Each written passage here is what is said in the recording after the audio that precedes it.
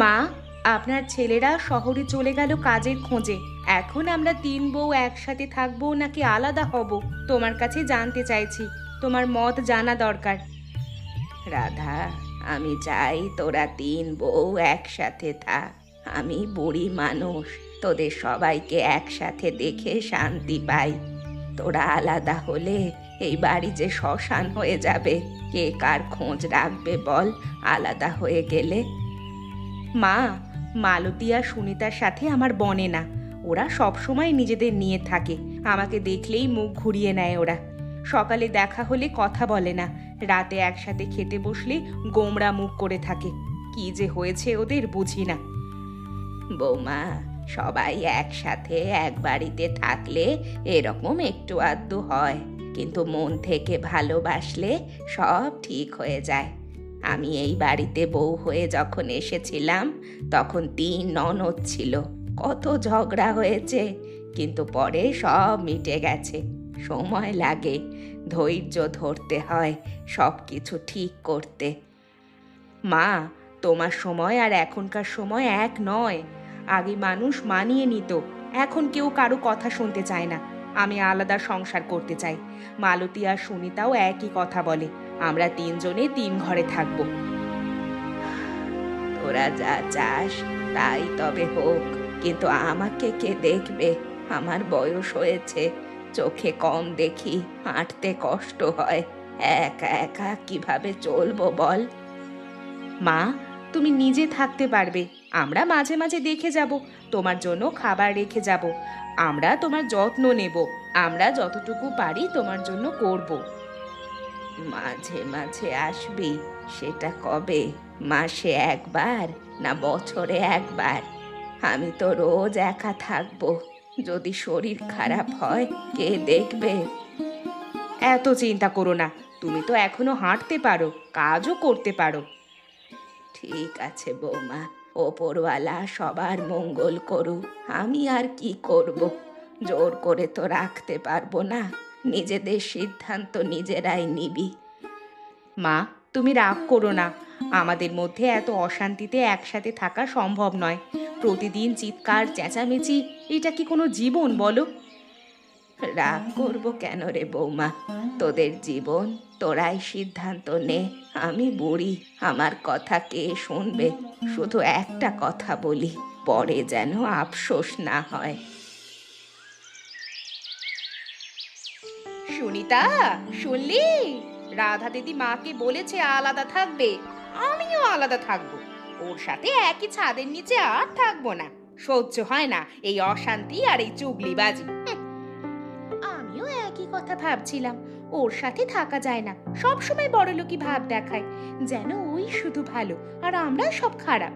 ওর কথা শুনলে মনে হয় আমরা বোধহয় ওর কাজের লোক। দিদি মনে করে ও বড় বলে সব ওর কথা মতো হবে। আমার কথার কোনো দাম নেই। আমি কিছু বললেই বলে চুপ করো। কেন? আমার কি মুখ নেই? আমি কি মানুষ নই? তোর রান্না ভালো, তোর কাজ ভালো, সব তোরই ভালো। আমরা কিছুই পারি না, তাই তো? তুই আমাকে দোষ দিচ্ছিস? তুই নিজে কি কম? সংসারে কাজ করিস না, শুধু অলস হয়ে বসে থাকিস। আমি আর দিদি খাটি, তুই বসে বসে খাস, সারাদিন শুয়ে বসে কাটাস। এই কথা বলছিস? আমি কাজ করি না? আমি রান্নাঘর সামলাই, বাসন মাজি, কাপড় কাচি। তোরা কি করিস? আমার কাজ তোদের চোখে পড়ে না, না? তুই বাসন মাজিস? কবে মেজেছিস শেষবার? গতকাল তো আমিই মেজেছি বাসন। গতকাল তুই মেজেছিস কারণ আমার শরীর খারাপ ছিল। তার আগের দিন আমি মেজেছিলাম। একদিন পারিনি বলে এত কথা। শরীর খারাপ? তোর শরীর আবার কবে ভালো থাকে বল? প্রতিদিনই তো অসুখ হয়। দেখ মালতী, আমার সঙ্গে না এভাবে কথা বলবি না। আমি তো চাকরানি নই। দেখ সুনিতা, আমার সাথে ঝগড়া করবি না। আমি আমার মতো থাকবো, তুই তোর মতো থাক। আলাদা হয়ে গেলে ঝামেলা নেই। কে কার কাজ করলো না করলো কারো মাথা ব্যথা থাকবে না। ঠিক আছে ঠিক আছে, তাহলে আলাদা হওয়াই ভালো। তোদের মুখও দেখতে চাই না। প্রতিদিন এই ঝগড়া আর সহ্য হয় না। শান্তিতে থাকতে চাই। আমিও না, কিন্তু মায়ের কি হবে? মা তো আর একা থাকতে পারবে না। বুড়ি মানুষ, শরীরও ভালো নয়, চোখেও কম দেখে। মা নিজেরটা নিজে দেখবে, আমাদের নিজেদের সংসার সামলাতেই কষ্ট, মায়ের দায়িত্ব নেওয়ার সামর্থ্য আমাদের নেই। আমরা কি মায়ের দাসী নাকি? নিজেদের তো দেখতে হবে। হ্যাঁ হ্যাঁ, ঠিক বলেছিস। চল আমরা আলাদা হয়ে যাই, যে যার ঘরে থাকবো। মা যা বোঝে বুঝবে। আরে রামদুলারি, এবার লাউয়ের দাম বাড়বে। শহরে লাউয়ের চাহিদা বেড়েছে। আমরা গাঁয়ের সব লাউ কিনে শহরে চালান দেব। দেখবি কত টাকা হবে, বড় ব্যবসা হবে একবার। মালিক, গাঁয়ের লোক তো লাউ চাষ করে না বেশি, কোথায় পাবেন এত লাউ?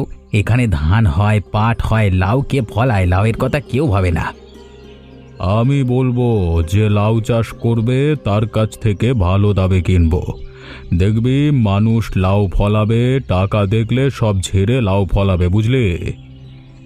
ভালো বুদ্ধি, কিন্তু সবাই কি রাজি হবে?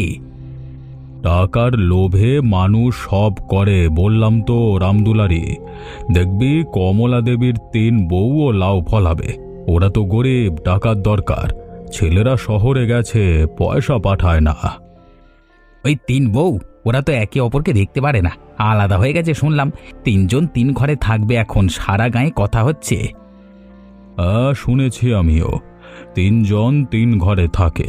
শাশুড়িকে একা ফেলে রেখেছে। বুড়িকে দেখবার কেউ নেই। কি অবস্থা হয়েছে ভাব একবার।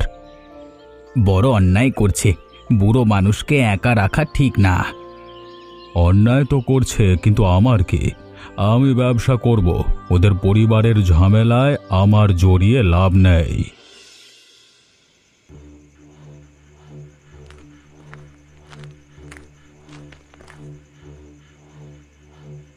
রাধা দিদি, শুনলে মোড়ল লাউ কিনবে বলছে ভালো দামে। তুমি কি লাউ ফলাবে? আমি ভাবছি ফলাবো। ভাবছি, টাকার তো দরকার। ওরা পয়সা পাঠায় না ঠিক মতো। 2 মাস হলো একটা পয়সাও আসেনি। লাউ ফলালে অন্তত কিছু আয় হবে। আমিও ফলাবো, সুনিতাও বলছিল ফলাবে।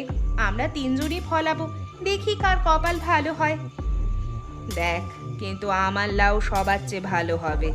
আমি জানি কিভাবে গাছের পরিচর্যা করতে হয়। কেন তোমারটাই ভালো হবে কেন? আমার হাতে গাছ ভালো ধরে, আমি যা লাগাই না সব ফলে। দেখা যাবে, প্রতিযোগিতা হোক তাহলে। দেখি কার লাউ সেরা হয়।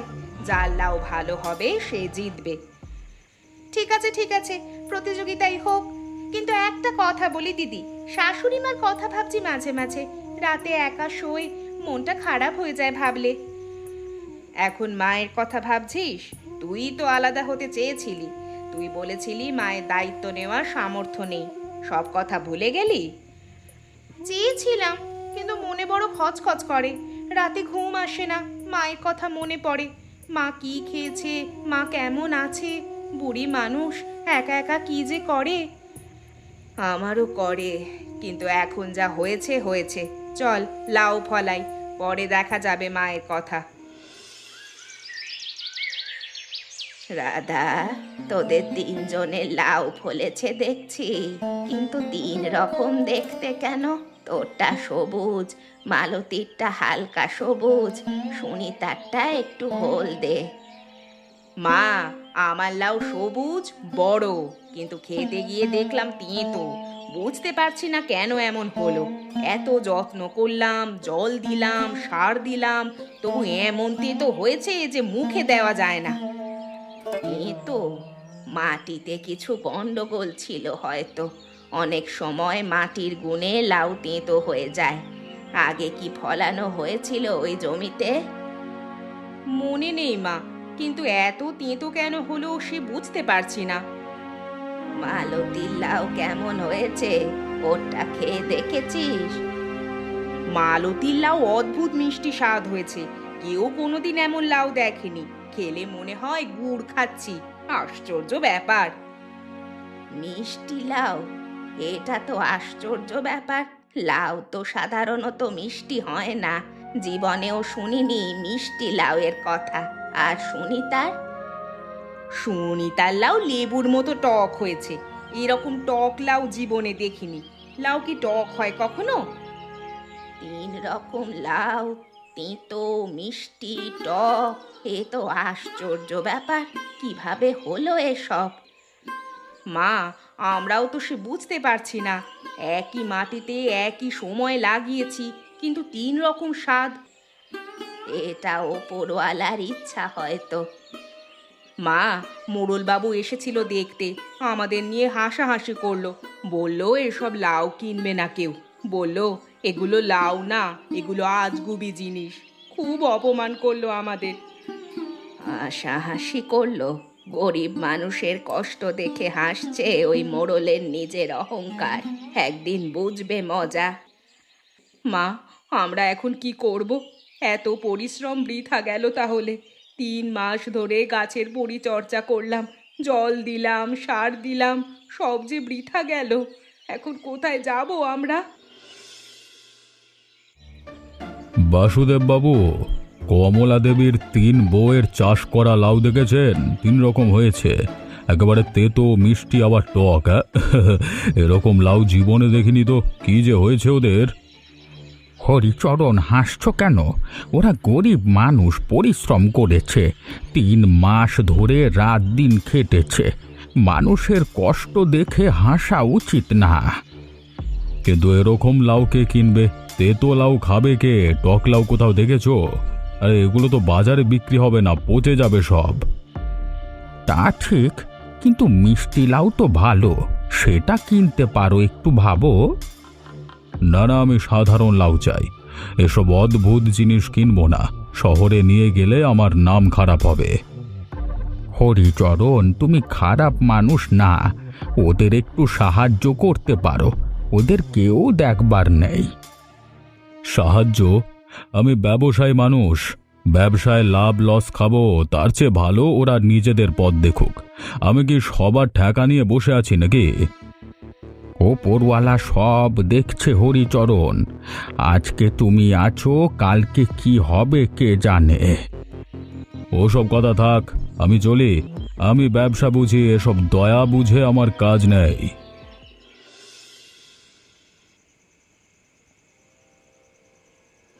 মা, বড় মন খারাপ হচ্ছে, তাই এলাম তোমার কাছে গো। কথা বলার কেউ নেই আজকাল। আয় রে মা, কতদিন পরে এলি। আমার কথা তো কেউ মনে রাখেই না আজকাল। সারাদিন একা একা বসে থাকি, কেউ জিজ্ঞেস অবধি করে না কেমন আছি। কি হয়েছে বল, মুখ ভার দেখছি। কি হয়েছে বৌমা? মা, আমাদের লাউ কেউ কিনছে না। মোড়ল হাসাহাসি করছে, গায়ের লোকও ঠাট্টা করছে, বলছে 3 বোকা বউয়ের 3 রকম লাউ হয়েছে।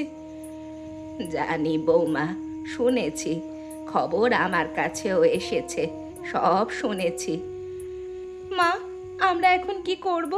এত পরিশ্রম করেছি, সব যে বৃথা গেল। 3 মাস ধরে খাটলাম, এখন হাতে কিচ্ছু নেই, আর তো কোনো পথ দেখছি না।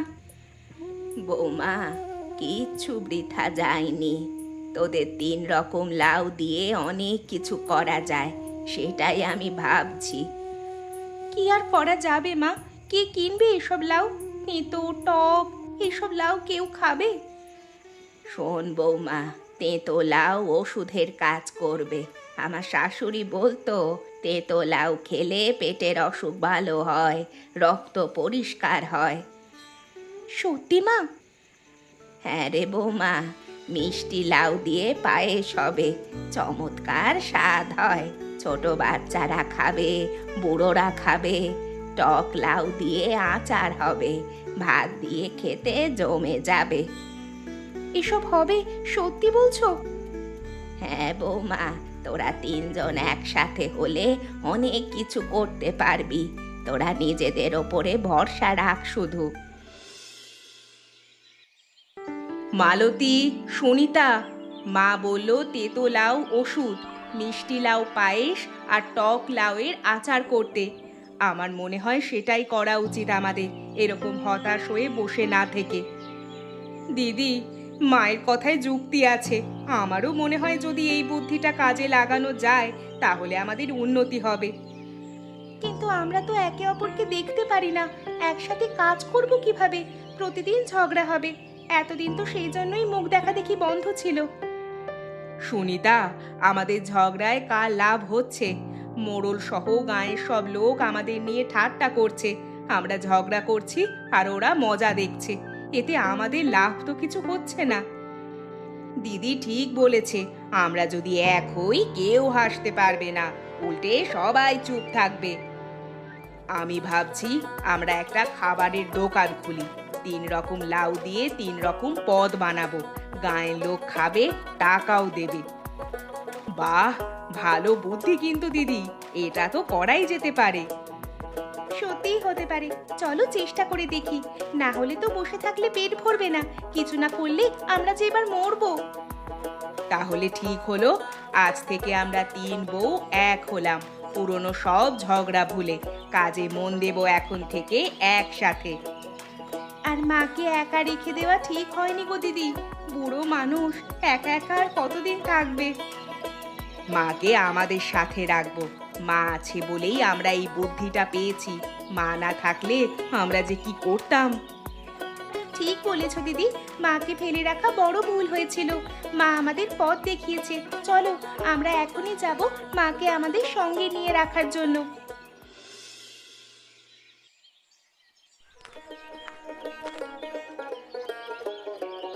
বৌমায়েরা, কি বেচছো তোমরা? কি সুন্দর গন্ধ আসছে, দূর থেকে টের পাচ্ছি। কি রাঁধছো? কাকু, আমরা লাউ দিয়ে রান্না করছি, তেতো লাউয়ের ভর্তা, মিষ্টি লাউয়ের পায়েস আর টক লাউয়ের আচার। 3 রকম জিনিস, 3 রকম স্বাদ পাবে, এসো খেয়ে দেখো। 3 রকম লাউ দিয়ে 3 রকম খাবার, বাহ, এটা তো নতুন জিনিস, এরকম তো কোথাও দেখিনি। কে শেখালো তোমাদের? কাকু, আমাদের শাশুড়ি মা শিখিয়েছে, উনিই বুদ্ধি দিয়েছেন। একটু খেয়ে দেখো, ভালো লাগলে অন্যদেরকেও বলবে। আমরা গরিব মানুষ, একটু সাহায্য করো তোমরা সবাই মিলে। দাও দেখি কেমন স্বাদ। এই নাও কাকু, তেতো লাউয়ের ভর্তা, একটু মিষ্টি পায়েস আর একটু টক আচার, সব রকম তোমাকে অল্প অল্প করে দিলাম, ভালো লাগলে আবার দেব। আহা, কি স্বাদ! তেতো লাউয়ের ভর্তা, একটু তেতো, কিন্তু তেতোর মধ্যেও একটা সুন্দর স্বাদ আছে। মিষ্টি পায়েস তো অমৃত মনে হচ্ছে, আর টক খাবারটা আরো বেশি করে খেতে ইচ্ছে করছে। বিশেষ করে এই টক আচার খেয়ে তো আমার জিভে জল চলে আসছে। এরকম আচার জীবনে খাইনি। ভাতের সাথে দিলে 2 বাটি ভাত খেয়ে ফেলা যায়। কাকু, সত্যি ভালো লাগছে তোমার? আমাদের খুশি করতে বলছো না তো? একদম সত্যি বৌমা, এরকম খাবার কোথাও পাইনি এর আগে। আমি সবাইকে বলবো এখানে আসতে, সারা গায়ে প্রচার করব। মিথ্যে বলে আমার কি লাভ? ধন্যবাদ কাকু, তুমি আমাদের প্রথম খদ্দের। তোমাদের একতায় সব সম্ভব হয়েছে বৌমায়েরা, তোমরা আলাদা থাকলে এটা কোনো দিন সম্ভব হতো না। যাই হোক, এখন আমি চলি। হ্যাঁ,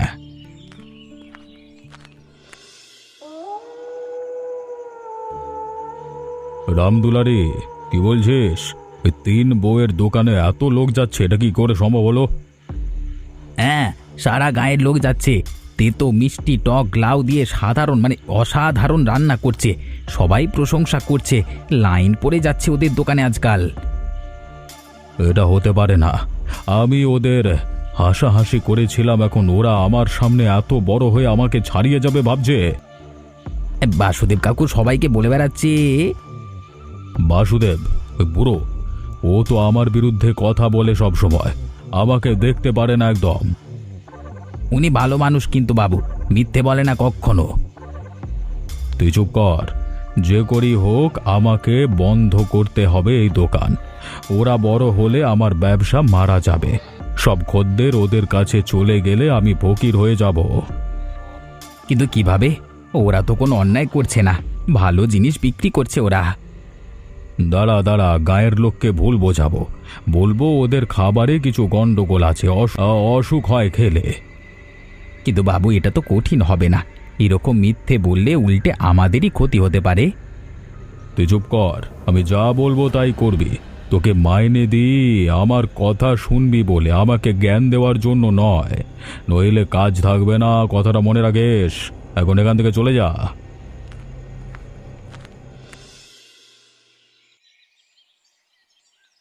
শোনো তোমরা, এ দোকান বন্ধ করতে হবে। এদের খাবারে গন্ডগোল আছে, গায়ের লোক কেউ আসবে না এখানে, খাবার খেলে পেট খারাপ হবে।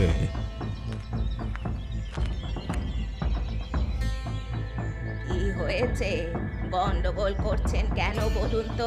কি গন্ডগোল দেখলেন আমাদের খাবারে? কোনো প্রমাণ আছে আপনার কাছে? কমলা দেবী, তোমার বৌমায়েরা খারাপ খাবার বিক্রি করছে, বাসি জিনিস দিচ্ছে লোককে। পেটের অসুখ হবে সেটা খেলে, আমি জানি, তাই বলছি। খারাপ খাবার দিচ্ছে সেটাকে বললো আপনাকে? গায়ের সব লোক তো প্রশংসা করছে। বাসুদেবদা চেখে বলছে অমৃতের মতো স্বাদ, আপনি একাই বলছেন খারাপ। প্রশংসা? ওরা বোকা, কিছু বোঝে না। আমি বুঝি ভালো কি খারাপ। আমি মোড়ল, আমি সব জানি। মোড়ল, তুমি হিংসায় সব বলছো। আমার বৌমারা গরিব, পরিশ্রম করে খাচ্ছে, তাতে তোমার সমস্যা কি শুনি? ওদের সাফল্য দেখে তোমার এত হিংসা হচ্ছে কেন? এরা আমার ব্যবসা নষ্ট করছে, আমার খদ্দের কমে যাচ্ছে। তাই বলে মিথ্যা বলে গরিবের ক্ষতি করলে ওপরওয়ালা কিন্তু বিচার করবে। তাই সাবধান হয়ে যাও কারোর ক্ষতি করবার আগে। আমি কাউকে ভয় পাই না, আমি এই গ্রামের মোড়ল। এ গায়ে আমার কথা চল, আমি যা বলবো তাই হবে। দেখো, তোমার এই সব মিথ্যা কথা শুনে আমরা কিন্তু দোকান বন্ধ করব না। তাই এখান থেকে যাও, নইলে গায়ের লোক ডেকে আমরা দেখিয়ে দেব যে তুমি কেমন মানুষ। তখন সবার সামনে তোমার আসল চেহারাটা বেরিয়ে আসবে। ঠিক আছে, আমিও তোমাদের দেখে নেব কমলা দেবী। তোমার বউ মায়েদের আমি শেষ করব। একদিন পথে যদি না বসাতে পারি তবে আমার নাম হরিচরণ নয়।